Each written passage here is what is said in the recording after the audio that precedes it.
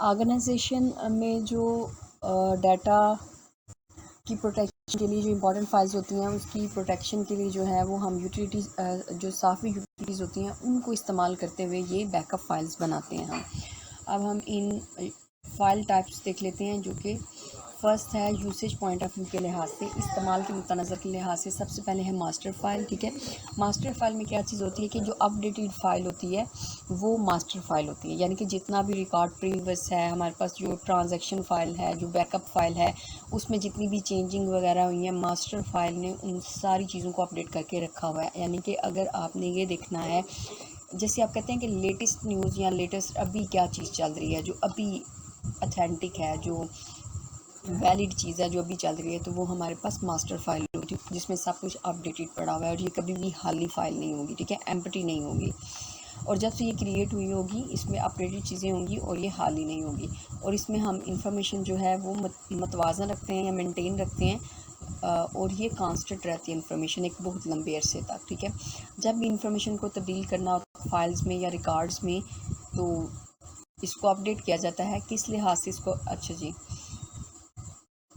ठीक है, जब भी रिकॉर्ड्स या फाइल्स रखेंगे तो इसको अपडेट किया जाएगा। इससे मुराद ये है कि मेरे पास फ़ाइल है, रिकॉर्ड्स जो मैंने रखे हुए हैं उसमें से कोई रिकॉर्ड ऐसा है जो कुछ दिन के बाद या कुछ महीनों के बाद तब्दील हो गया है, ठीक है। जैसे कुछ बच्चे जो होते हैं वो कॉलेज में से एक कॉलेज से दूसरे कॉलेज में स्टडी के लिए चले जाते हैं, यानी कि इस कॉलेज से दूसरे कॉलेज में करवा लेते हैं अपना, ठीक है। एक स्पेसिफिक वर्ड होता है वो मेरे माइंड में नहीं आ रहा, लेकिन आप लोगों ने गेट कर लिया होगा, ठीक है। तो क्या चीज़ होती है, यानी कि यहाँ ऐसे कर लें कि एक स्टूडेंट जो है वो कॉलेज को छोड़ जाता है, ठीक है, तो वो रिकॉर्ड हमने अपडेट करना है 1 साल बाद या 1.5 साल बाद।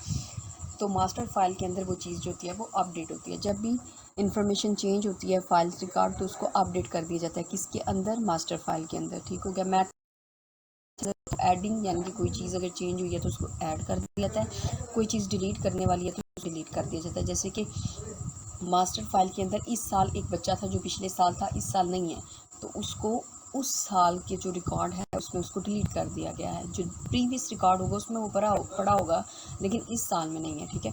एडिट, जैसे किसी ने अपना नाम चेंज कर लिया या इस तरह का कोई अपना घर का एड्रेस चेंज कर लिया तो उसको एडिट कर दिया जाएगा, ठीक है।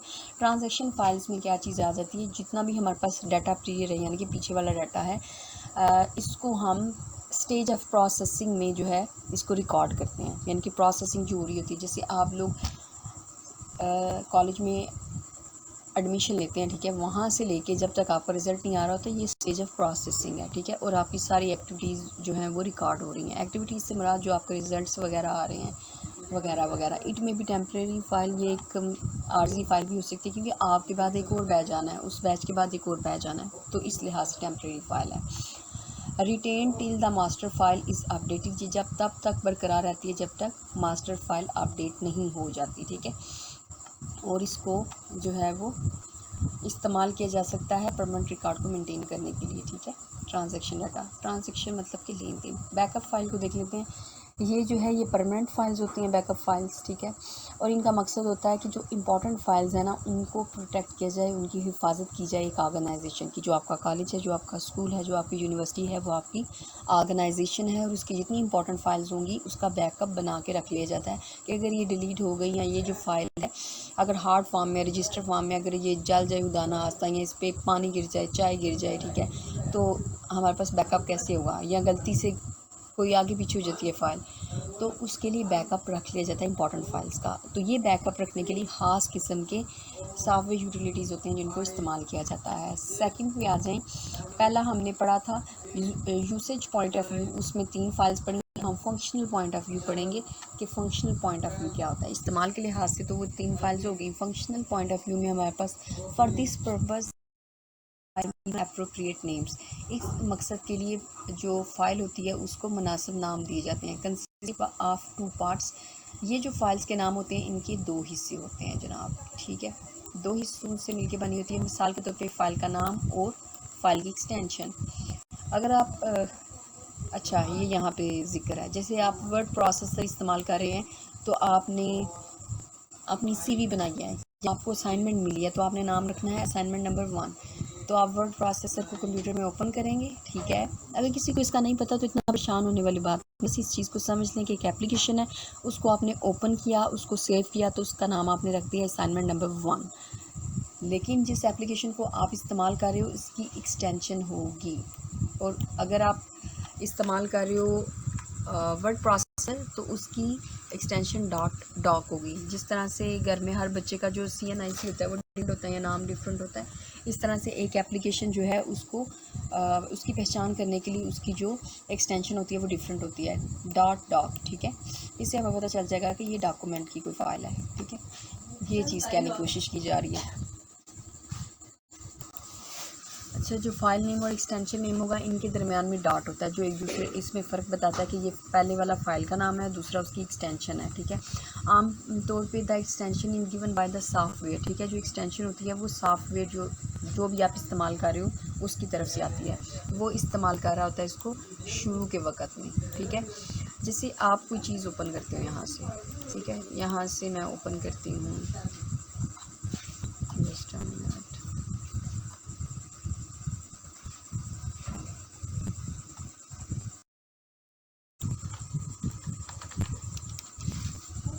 वर्ड, इसको वर्ड को यूज़ कर लेती हूँ। ये मैंने वर्ड यूज़ किया, अब इसको हम सेव करते हैं, सेव एज हम इसको इस्तेमाल करते हैं। अब ये देखें, अब इसकी एक्सटेंशन पहले आ रही है, ये देखें, जस्ट हम ये देखें, डॉक्यूमेंट डॉट RTF, तो इसका नाम है असाइनमेंट नंबर 1 रख दें, जस्ट अ मिनट, असाइनमेंट 1, ठीक है। तो हम इसको यहाँ से डेस्कटॉप, यहाँ पे ये डेस्कटॉप, यहाँ से हम इसको सेव कर देते हैं, ठीक है। ये चीज़ थी, ठीक है। वापस आ जाते हैं। अब हमारे पास क्या चीज़ है, अब हमारे पास जो है वो, अच्छा वो कह रहा है इन फाइल्स को हम जो समराइज़ कर रहे हैं, यानी कि इसकी हम बता रहे हैं कि किस तरह से, सबसे पहले ये प्रोग्राम फाइल, दूसरी है डाटा फाइल। यानी कि ऐसी फ़ाइल होती हैं जो प्रोग्राम फाइल्स होती हैं, कुछ डाटा फाइल्स होती हैं जिसमें हम डाटा वगैरह सेव करते हैं। Program file, these files contains the software instructions, ये जो फाइल्स होती हैं इनमें सॉफ्टवेयर की हिदायत होती है। मिसाल के तौर पे source program files and executable files, ठीक है।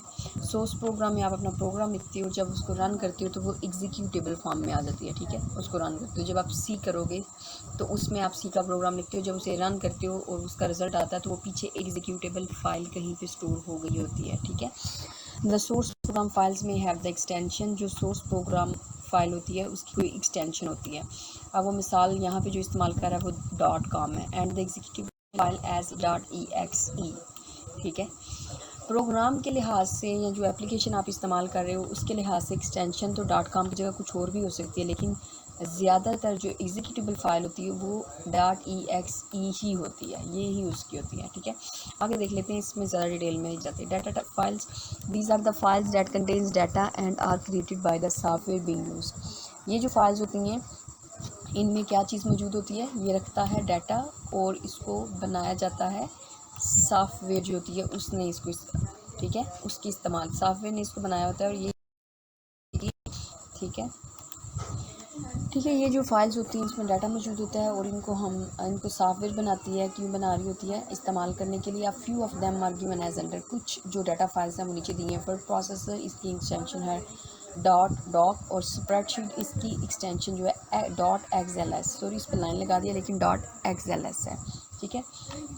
डाटाबेस इसकी .dat, और ये आगे भी हैं लेकिन मैं सिर्फ एक बता रही हूँ, ठीक है। अच्छा, कुछ और भी हैं वो भी देख लें। Some other types are as given, जैसे आस्की टेक्स्ट फाइल तो उसका होगा .txt, इमेजेस फाइल का टिफ होगा, JPEG, EPS, GIF और BMP। ऑडियो फाइल्स का .wav, MID, AVI, ये वीडियो फाइल का है MPG, ठीक है।